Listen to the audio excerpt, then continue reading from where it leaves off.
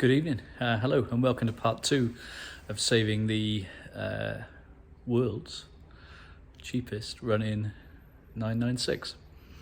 I said it might be vast gaps between making videos, but I want to try and avoid that. So there's only been a short update. I've done some work on the car. We've started to unravel its story, and that's no slight again on the previous owner. We didn't ask any questions about what had been done to the car, or had anybody tried to diagnose the gearbox issues. We didn't ask anything about the car at all. We just paid for it and sent somebody to collect it. So let's dive in. Join me underneath the car and I'll show you what we found so far. So we're back under our Riviera Blue 996 Cabriolet. We have done a few things. We've dropped the oil, we've removed the sump, we've inspected the oil filter, no debris in the sump. Everything looks good in that regard. Bizarrely, there was virtually no sealant on either the engine face, the face of the sump, sealing face of the sump, or the sump itself. There was a slight leak from the sump, which you get sometimes, as the sealant ages, but there was actually hardly any sealant there at all. We can't explain that. Moving on, we've also removed the gearbox sump, so dropped what was left of the fluid. And this is where the unraveling part starts.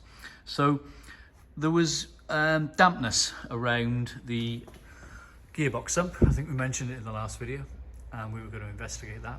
Well, it turns out that I think what's happened is somebody has started to try and do a fluid and filter change on the gearbox. Haven't really known what they're doing, and they've managed to round quite a few of the bolts off and snap a couple of them as well.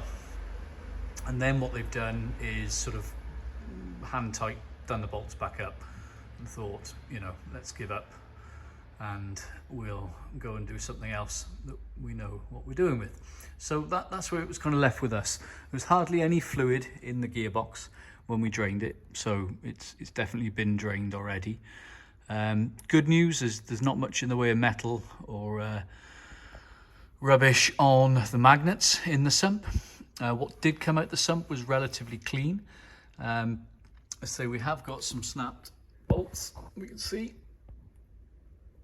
there. I think we've got 5 altogether, which we're going to have to extract. That's no big deal.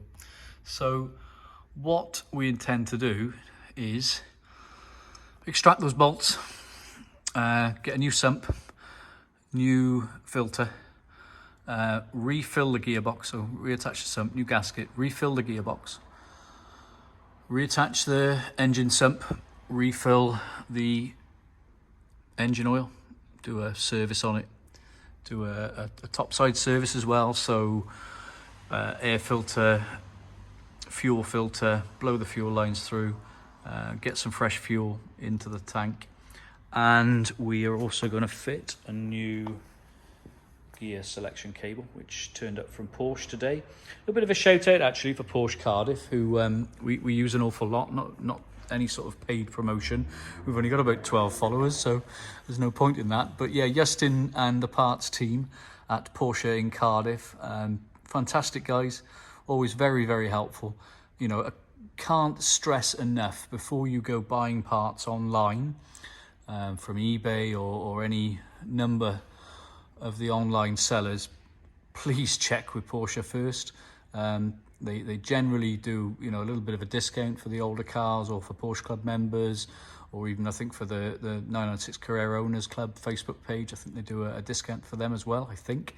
But they tend to be pretty good at trying to price match, and they are normally the cheapest option for OE parts, like cables and things like that aren't manufactured by anybody else. They're normally the cheapest place to get them from. So that's it, short update this evening. That's where we are. We're gonna get those bolts extracted probably by the end of the week, or maybe on the weekend, and get all the fluids back in the car, get that new cable on, and see if we've got a running, driving car before we go any further. Anyway, listen, if you listen to the end, I thank you a great deal. Like and subscribe if you want to see when the videos are coming on again. We will keep updating. We may start looking at some other projects that we've got on the go as well. We've got a Pepsi RGB 250 that we're going to be recommissioning after it's been stood for a long time. So we might show you some other interesting projects as well. We might show you what's in the workshop. We might start doing some videos on GT3 RS race car, factory race car that we've got. But let's see how it goes. Anyway, thanks very much for watching.